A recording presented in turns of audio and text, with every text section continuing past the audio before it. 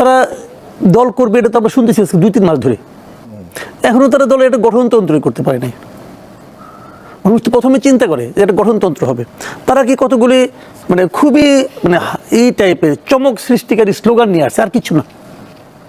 এই দলের কোনো রাজনৈতিক আদর্শ কি কেউ জানে না, ওরা নিজেরাও জানে না।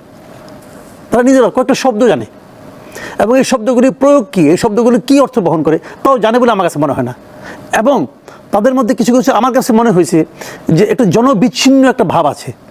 যেমন আমি একটা এক্সাম্পল দিয়ে বলি, এখানে যারা গিয়েছে, যারা ইয়াং গিয়েছে, ওদের সঙ্গে আলাপ করে দেখেন কি বললো নাহিদ। বলবে আমরা সেকেন্ড রেভলিউশন করবো, সেকেন্ড রিপাবলিক করবো। ওকে ফাইন, জিজ্ঞেস তারপরে আপনার ফলোয়িং কোশ্চেন, ভাই সেকেন্ড রিপাবলিকটাকে তুমি বুঝো?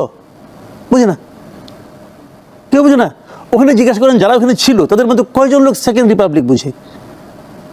যদি না বোঝা ভালো, ভালো কেন জানেন?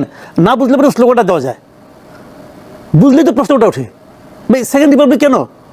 সেকেন্ড রিপাবলিকের কোন বাস্তবতায় দেশে এই মুহূর্তে আছে? রিপাবলিকটা কখন হয়েছিল, কিভাবে হয়েছিল, কি গুণগত পরিবর্তন তোমরা করতে চাও? আচ্ছা, এ পর্যন্ত তারা তো 6 মাস ধরে প্রায় আধা ক্ষমতায় আধা রাজপথে আছে, তো তাদের আচার আচরণ কর্মকাণ্ডে কি গুণগত পরিবর্তনটা আপনি দেখছেন? আপনি আমাকে ভাই বুঝান, তাদের আচার আচরণ এবং কর্মকাণ্ডে কি এমন গুণগত পরিবর্তন আপনি দেখছেন যা আপনি আগে কখনো এই দেশে দেখেন নাই? দেখাতে পারবেন? পারবেন না। 3 জন লোক মন্ত্রী হয়েছে, মন্ত্রী তো বলবো উপদেষ্টা হয়েছে, তারা অন্য অন্য উপদেষ্টাদের চেয়ে কি গুণগত চেঞ্জটা তারা করতে পারছে তাদের মিনিস্ট্রিতে? ওদের জীবনযাপনের কি পরিবর্তনটা তারা দেখাতে পারছে? হ্যাঁ, গাড়ির মডেল চেঞ্জ হয়েছে, দামি দামি ব্র্যান্ডের কেটস পরছে, ব্র্যান্ডেড জ্যাকেট পরছে, এগুলো দেখছি। এই তো পরিবর্তন। তো এই পরিবর্তন আগে হয়েছে। পরিবর্তনটা কি? What is second Republic?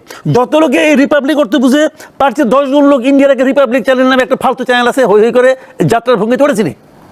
Republic বুঝে না রে ভাই, বাংলাদেশের মানুষ কেমনি বুঝবে? তার তো কোনো বাস্তবতা এখন এখানে নাই।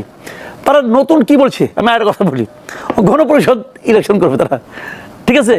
এই জিনিসটা কি যে কাউকে জিজ্ঞাসা করেন, ভাই এটা কামটা কি? গণপরিষদ তুমি যে করবে এটা কাজটা কি বুঝান আপনি? দেখেন ওইখানে দর্শক যারা ছিল কেউ বুঝে কিনা? কেউ বুঝে না। তৃতীয় একটা করছে নতুন জিনিস, কি ইনকিলাব জিন্দাবাদ। এই জিনিসটা কি? এই জিনিসটা কি? ইনকিলাব জিন্দাবাদের মধ্যে কি এমন আছে যা নাকি আমাদের আগে কখনো ছিল না? নতুন নতুন শব্দ আমদানি করা। ইনকিলাব নামে একটা হিন্দি একটা মুভি ছিল, অমিতাভ বচ্চন সিদ্দিকী অভিনয় করছিল, ওটা দেখছিলাম। ইনকিলাব, বাংলাদেশের ইনকিলাব নামের একটা পত্রিকা আছে, বাংলাদেশের মানুষ এগুলি চিনে। আর ইনকিলাব জিন্দাবাদ ইদানিং ওনাদের এক পীর সাহেব আছে বিদেশ থেকে, উনি একটা বক্তব্য দর্শন শেষ করে ইনকিলাব জিন্দাবাদ, এই দেশ থেকে নানা রকম দুর্নীতি করে পলাইছে আর ইনকিলাব জিন্দাবাদ করছে। এই তো ইনকিলাব জিন্দাবাদটা কার স্লোগান বলুন তো? ইন্ডিয়ার যে কমিউনিস্ট পার্টি আছে ওদের এই স্লোগানটা দিত এক সময় এই স্লোগানটা ওরা দিত। আমাদের স্বাধীনতা মানে 47-এর যুদ্ধ, স্বাধীনতা যুদ্ধ, সেখানে কেউ কেউ দিত। পাকিস্তানেও এই স্লোগানটা আছে, ইন্ডিয়াতেও আছে, পাকিস্তানেও আছে। আমাদের দেশে থেকে যত লোক ইনকিলাব জিন্দাবাদ বলে তার চেয়ে অন্তপক্ষে 50 গুণ লোক ইন্ডিয়ার পাকিস্তানি ইনকিলাব জিন্দাবাদ বলে।